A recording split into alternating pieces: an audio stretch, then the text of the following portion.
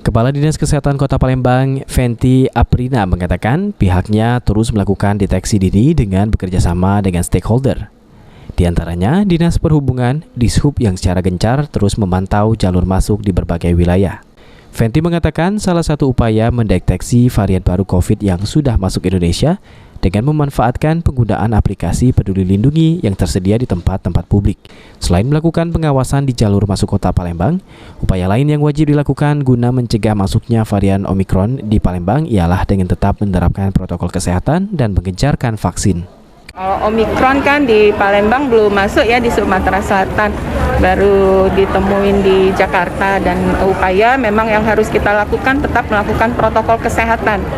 Jadi ini kita itulah pakai masker dan vaksinasi, jangan lupa. Turun.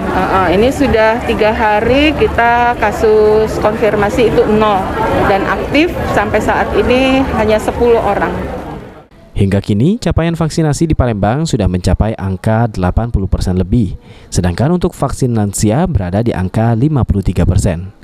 Irawan, PAL TV.